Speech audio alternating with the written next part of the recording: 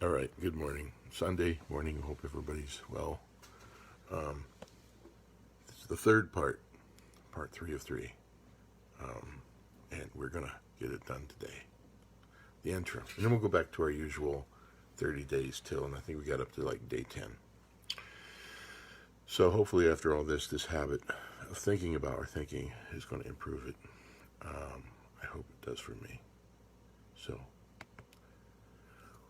we were talking about a lady's relationship, Jan's relationship with John. And I think I was about to show you a little chart.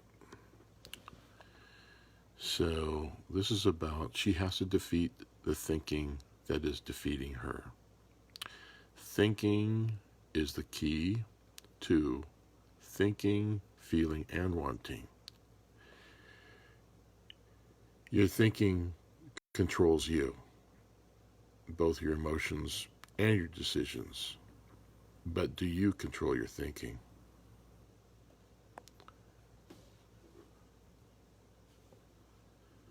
One thing that helps is to distinguish rational thinking from egocentric.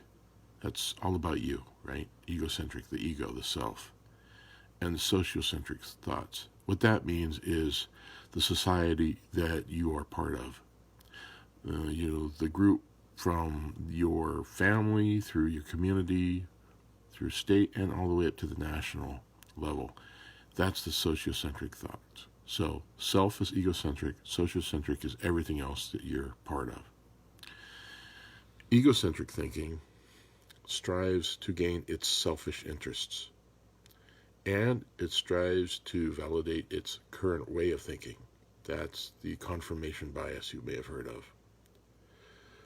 Sociocentric thinking strives to gain its group's interests, whatever group you're thinking about, whether it's a football team, and I hope you guys are enjoying the game later today, or for those of us who are not big team followers, that's cool too. Or strives to validate the group's way of thinking. That's how we think. That's how we Democrats think. That's how we Republicans think. That's how we Americans think. Whatever. That's the group. You have to think as part of the group, or you're on the outs, right? And then there's rational thinking, which strives to consider the rights and needs of others, as well as the self and the sociology you're in, but also strives mainly, and this is the part I'm really interested in too, is strives to see things really as they are. Can we? Is that even possible? Well, that's what rational thinking presupposes.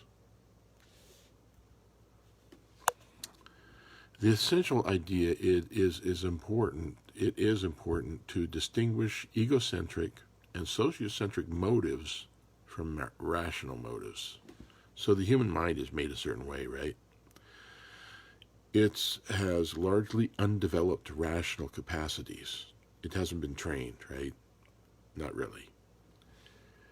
These included being fair-minded and self-developing. These are conscious processes.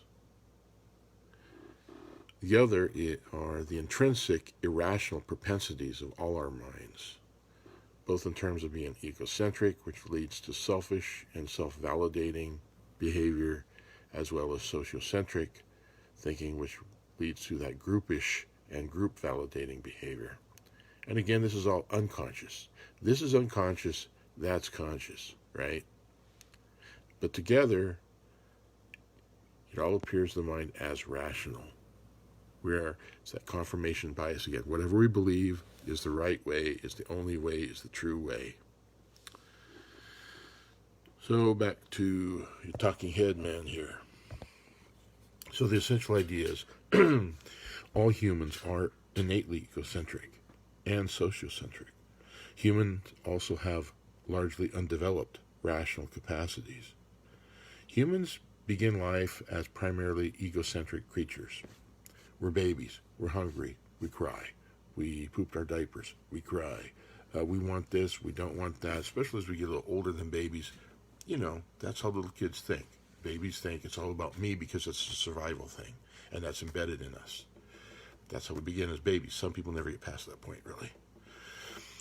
Over time, infantile, egocentric, self-centered thinking merges with sociocentric, group-centered thinking, beginning with the family, or your neighborhood, or your school, or your team, or your job, you know, your state, all that. It just builds upon all of that. All humans regularly engage in both forms of irrational thought. The extent to which any of us is egocentric or sociocentric is a matter of degree and can change significantly in various situations or contexts. While egocentric and sociocentric propensities are naturally occurring phenomena, rational capacities must be largely developed. It is through the development of rational capacities that we combat irrational tendencies and cultivate critical societies that use critical thinking. So the next part is to understand egocentric thinking as a problem. Most people don't think of it as a problem. In fact, it's very rampant today. It's all about me. Have it the way, I remember Burger King, have it your way, right? Or Nike, just do it. It's the slogans we've been raised for the last 40 years or whatever. It's not about other people. It's about us, me, and mine. And it's natural, but it's something that is a block, an obstacle to better thinking. Egocentric thinking results from the unfortunate fact that humans do not naturally consider the rights and needs of others. We do not naturally appreciate the point of view of others, nor the limitations in our own point of view. We become explicitly aware of our egocentric thinking only if trained to do so. We do not naturally recognize our egocentric assumptions, the egocentric way we use information, the egocentric way we interpret data, the source of our egocentric concepts and ideas, the implications of our egocentric thought. We do not naturally recognize our self-serving perspective. As humans, we live with the unrealistic but confident sense that we have fundamentally figured out the way things really are, and that we have done this objectively. We naturally believe in our intuitive perceptions, however inaccurate. Instead of using intellectual standards in thinking, we often use self-centered psychological standards to determine what to believe and what to reject. Here are the most commonly used psychological standards in human thinking, all of us.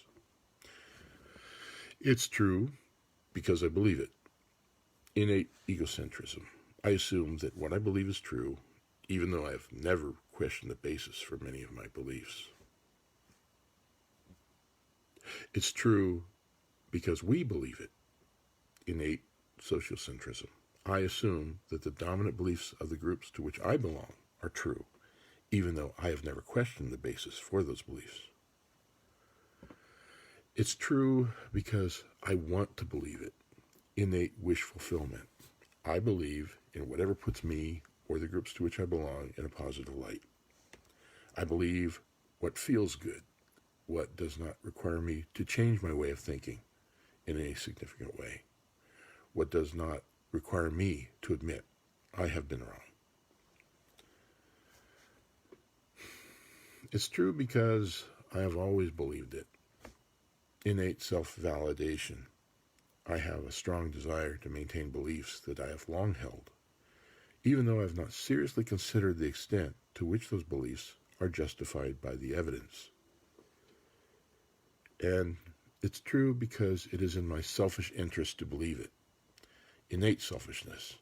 I believe whatever justifies my getting more power, more money, more personal advantage, even though these beliefs are not grounded in sound reasoning or evidence. Distinguish egocentric domination from egocentric submission.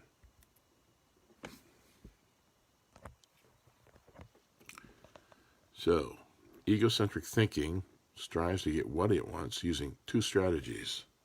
One is domination, using direct power over others, or submission, submitting to others, Kind of depends on if you're an alpha or how forceful you are, how manipulative you are, that kind of a thing. So the essential idea, two irrational ways to gain and use power, are given in two distinct forms of egocentric strategy. One, the art of dominating others, a direct means to getting what one wants. And two, the art of submitting to one another and others, an indirect means to getting what one wants.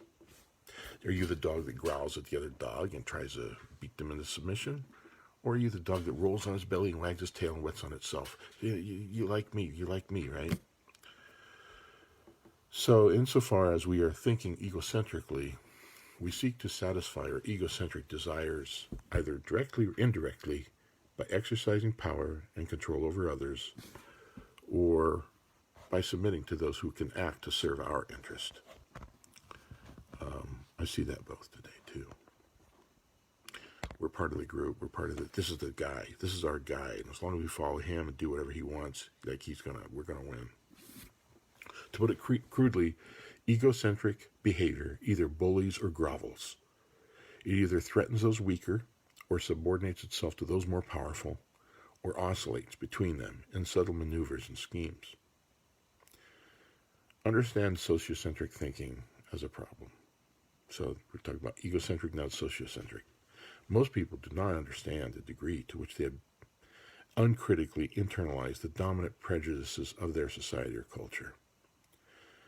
Sociologists and anthropologists identify this as the state of being culture bound. Actually, it was also kind of ethnocentrism.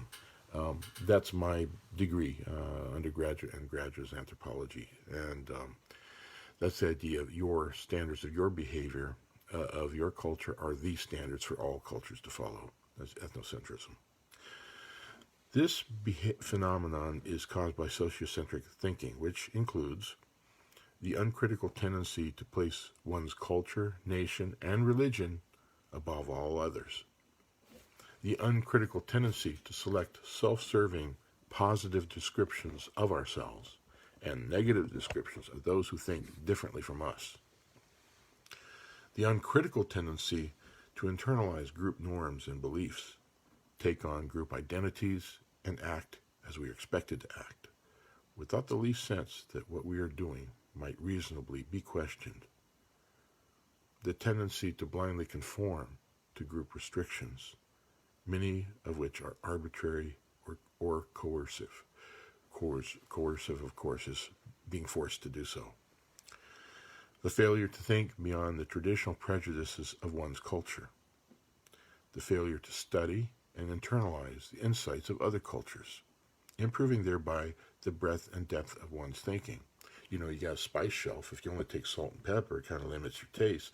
You go for, a little bit cayenne, a little bit of oregano, paprika, whatever you got more flavor to choose from. The failure to distinguish universal ethics. Things like most cultures have, treat other people the way you want to be treated in one form or another. From relativistic culture requirements and taboos. Do never eat with the fork. Put the fork at one side, whatever. You're gonna get repercussions if you don't do that in certain company. But on your own, why are you doing that? Just because you're supposed to do that? For why? The failure to realize that mass media in every culture shapes the news from the point of view of that culture. I remember growing up too in Montana, really seeing the difference between American news and Canadian news. Canadian news covered stories we didn't cover, and it seemed to be kind of like a little less excitable and calm. The failure to think historically and anthropologically, and hence to be trapped in current ways of thinking.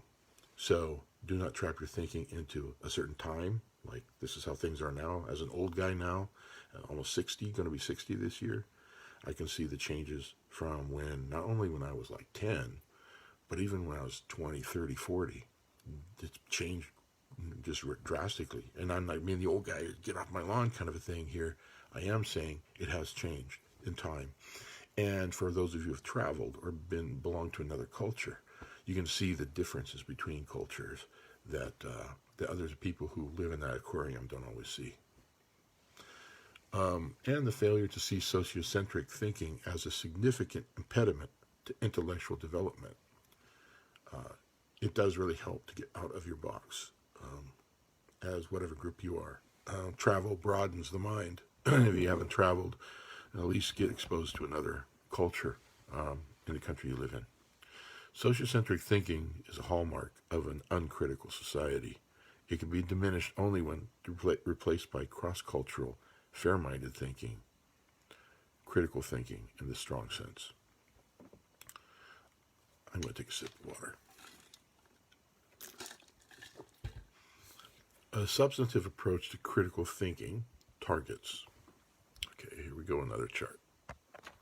I do like their charts. The analysis of thought. Okay, actually, let's look at this. The starts with the cultivation of intellectual traits. That's the core, right? So then the assessment of thought using the intellectual standards that you have. And then the analysis of the thought, focus on the elements of reasoning. With concern for the barriers to criticality, which are egocentricity and sociocentricity.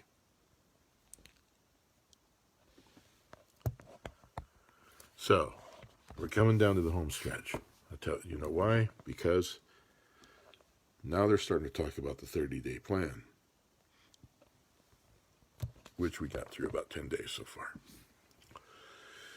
This book introduces 30 fundamental ideas about thinking that form the basis of your 30-day plan.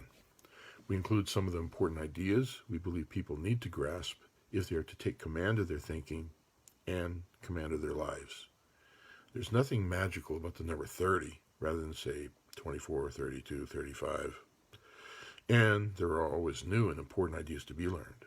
Ideas that, when internalized and applied, help us think and live better. The development of thinking, you will discover, is an ongoing, dynamic process. I would say lifetime. Lifetime. Until we can't think anymore or we die. We provide the ideas in a 30-day format so you can get an initial feel for the whole. You also can get an overview aimed at the improvement of thought. As you move through the 30 days, you will realize you cannot internalize any of these ideas in one day. Nevertheless, you can begin to bring important and powerful ideas into your thinking and begin to practice them, using them as agents for mental, intellectual change. On the first day, you focused on just one idea. On the second day, you focus on a second idea in light of the first. So it's like building blocks, right? You start with the first. Next day, you have two, but you have to kind of see how they combine. On the third day, you focus on the third idea in light of the second and the first. And each day, the tapestry becomes richer. Each day, you add a new and powerful idea to your thinking. That's why they say you can't really skip it. You have to kind of build one on the other. As you proceed, you will always have a central focus, but your central focus is enriched through the background logic of and interaction with other powerful ideas. As you move from day to day, you should try to integrate previously learned ideas with new ones. Having powerful ideas interact with other powerful ideas is a key to success. Long-term success largely depends on how you proceed after you complete the 30 days. Do you keep and use the ideas? Do you forget them? Do you pursue additional important ideas that connect with these ideas? Do you go back to the way you were before you read the book? Do you move forward? These are the kinds of questions you must ask and revisit again and again if you want to continue developing as a free and independent thinker. Use the daily action plans and progress notes at the back of this section. They have that even in the ebook, a bunch of areas you can kind of provide insight and think deeply about the ideas presented. And then, now they say you can also, after you get through the 30-day plan, advance to a 30-week plan, focusing on one idea per week rather than one idea per day. So they recommend this book, one idea per day. And then at the end of that, if you saw value in it, go back and start with one idea to really go with it each week if you want to get serious with this stuff. In this advanced phase, as you move forward to week, you will find the power of each idea being intensified by new interactions with previous ideas. You will begin to see the interrelationships between and among the ideas. Whenever you take important ideas seriously and begin working them into your thinking, you will begin to see that every important idea has many connections to other important ideas. Powerful ideas are important in light of their important connections. They're not distinct things. It's how they connect. It's how they feed on each other. So we suggest a 30-day sprint to get the ideas flowing, then to follow a longer-term second run to deepen and further interconnect the ideas and begin to permanently internalize them. The 30-week plan helps you build good habits of thought as each new idea adds to and connects with ideas learned in previous weeks.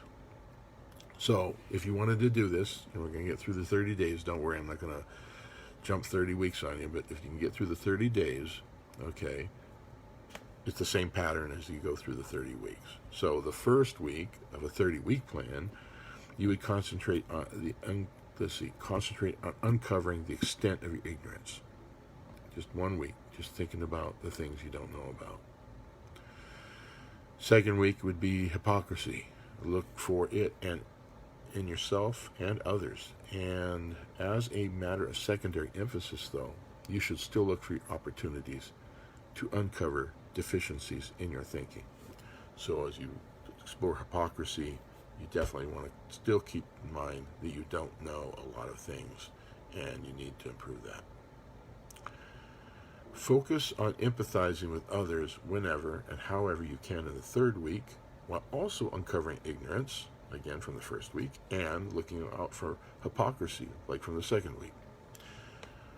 Now, when you have internalized the first 3 ideas in this book, you will realize that endless problems in thinking occur precisely because people often fail to empathize, to differentiate what they know from what they don't know, but assume they know, and to seek out hypocrisy in themselves and others. Moreover, you should recognize that our propensity to empathize with others, our likelihood,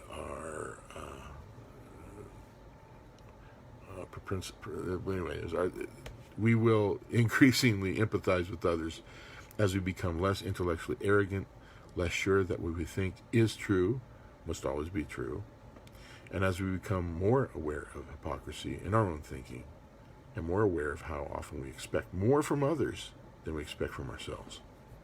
And so it would go from week to week. Every week, focus on a new important idea. As you add a new idea, you connect it with ideas already learned. Periodically, you should review all the ideas you have uncovered. And by the way, before we go on to the next day after this day today, we'll do the new one tomorrow. Just kind of look at the bullet point ideas that we have, and I will kind of review that once we get back into the regular 30-day thing. Whether you need to refresh in your mind one or more of the ideas previously covered, the more often you crisscross the terrain of important and powerful ideas, the more deeply they become embedded in your way of thinking, and more likely you are to use them in your life. What is most important as you expand to a weekly plan is that any given time you have a specific focus, and that this focus is of sufficient duration. Feel free to move around within the ideas. There is no magical order. You can, if you get the book, you go through this stuff, even if you watch these videos, you don't have to always have to get past the first 3 fundamental kind of ideas. You can move around. You don't have to just always go the same order. Say 1 is like, wow, I need this more right now. Just focus on that idea. Now, they say you will reach a payoff point. When you have worked through the 30 ideas as recommended in this book, applying them on a daily or weekly basis, you would begin to experience payoffs in your life. You should find out that you are better at communicating your ideas and understanding others. You are better at sticking to issues and solving problems. You pursue more rational goals and can better reach them. You are better at asking productive questions. You are less selfish. You have more control over the emotions. You have more control over your desires and your behavior. You can better understand the viewpoints of others. You are more reasonable. You are less controlling. You are less submissive, less easily intimidated. You no longer worry about things you can't do anything about. And I'll break in here. I remember going to a doctor's office, it was like 8 or 9 years ago, when I first realized I was getting in my 50s and things are different now. I just grabbed this little Reader's Digest pamphlet, and I just liked the title. I can't remember if I even read the title, the entire pamphlet, but it was called Learning How to Let Go of Things as You Get Older. And there are a lot of things we got to let go of. You are less likely to irrationally blame others. You think through implications before acting. You are more comfortable admitting when you are wrong, and you seek to correct your faulty beliefs. You work to become a person of integrity, living up to a constant, rational self-image, and you surround yourself with people of integrity. As my grandpa used to say, you lay down with dogs, you get up with fleas. You begin to question social conventions and taboos. You begin to question what you read, hear, and see in the news media. You are less easily manipulated by smooth-talking, self-interested politicians. You are more aware of the ways in which you use words and how your understanding of reality is influenced by your word choice. You are able to identify the assumptions that lead to your inferences and conclusions. Inferences are, again, remember, what you read into something, how you interpret something. So you can check your assumptions for justifiability. You realize that all people see themselves as critical thinkers, and therefore not in need of improvement, which is one of the great barriers to the cultivation of critical societies. You are less likely to use words in ways that are not justified given educated usage. Oh, by the way, this is another aside. When you do spell check on your things you write, spell check's pretty good for spelling, although it doesn't always catch those either. But usage is a thing that is neglected a lot of times today. Is this the proper word to use in this situation? You are more concerned with the rights and needs of all people in the world rather than the narrow vested interests of your country. You are more likely to recognize the influence the media has had in your life. You are contributing to a more just world. You are becoming better educated, reading more widely to broaden your historical sense and your worldview. You understand intellectual growth as a long-term process and have designed a plan for continued development. You understand that your development in critical thinking will occur along a continuum, a line, or in stages, and you chart your development accordingly. So here are some tips they give you for internalizing each idea. As you develop your daily or weekly plans for action, consider using one or more of the following strategies. Each evening, read the pages you are focused on for that day. Work the ideas into your thinking. Give voice to them. So you begin to internalize them. I remember when I was in college and I was studying for a test, I did much better on a test if I taught somebody else. And that's part of the reason I'm doing this. It's not to be a know-it-all or all that crap. It's because I'm trying to improve my thinking, and I'm sharing that. And by sharing that with you guys, I hope to improve my own thinking. I hope to get better at this. So that's my selfish interest in doing this. But I hope some of you guys get some ideas from this and maybe benefit from it. Reread the pages until you can engage in a silent dialogue with yourself about the ideas and strategies on these pages. Explain the ideas you are attempting to internalize to someone else. That's what I'm doing, right? Ideally, you identify someone to work through these ideas with you. Maybe a significant other, your spouse, your friend, a child, a parent, somebody who you're close to. Figure out the best settings for practicing the recommended strategies. Where can you best use them right away? At work? With your partner?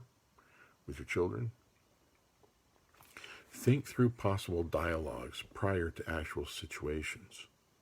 For example, if you are internalizing the idea of clarification, which is the day 6 subject, clarify your thinking, and you plan to be in a meeting on the following day, think through possible clarifying questions. For example, you might prepare to ask, could you state that point in another way for me? Could you give me an example of that? Or would you illustrate that point for me by drawing a diagram? Find ways to keep the key idea of the day in the front of your mind.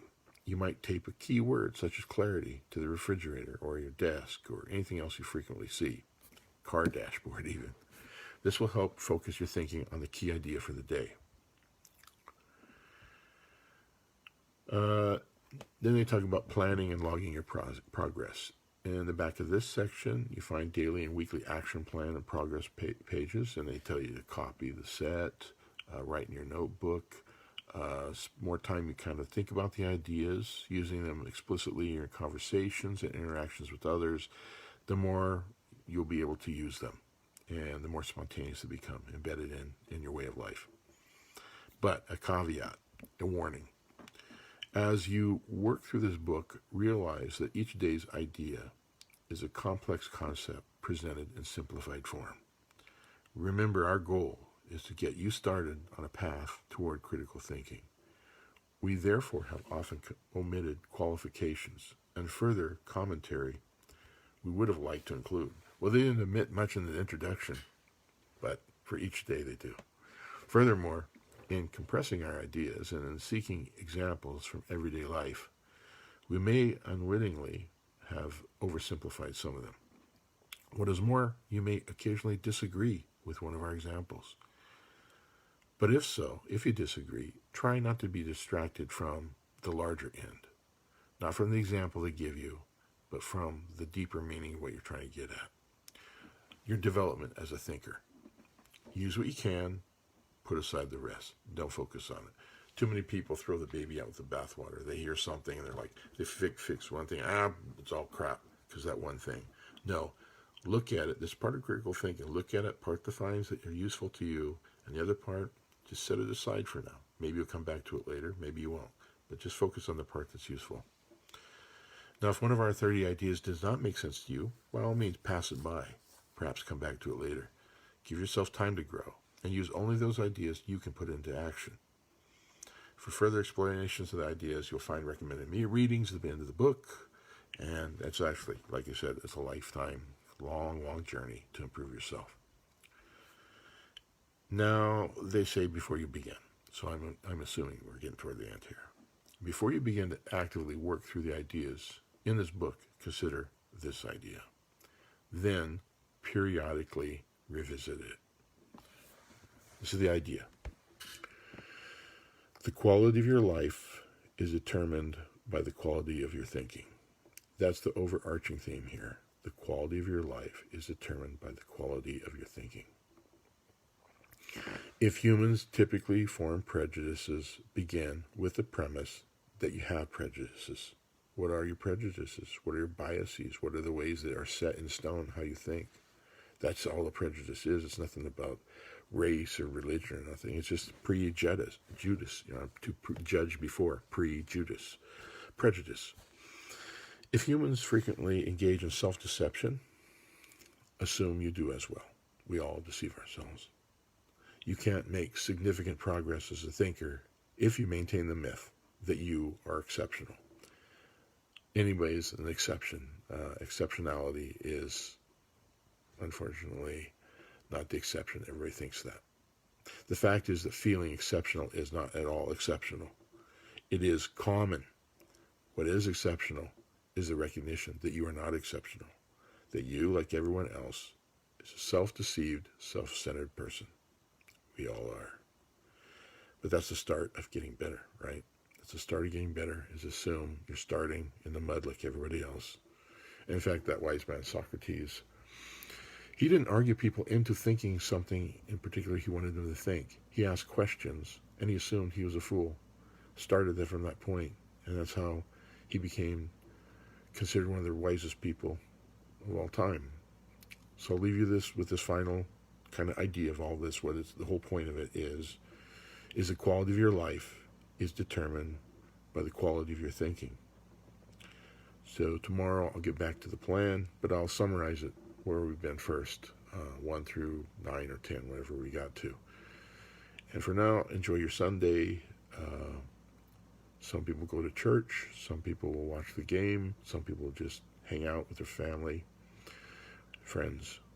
Do whatever it is that works for you. Enjoy the day. See you later.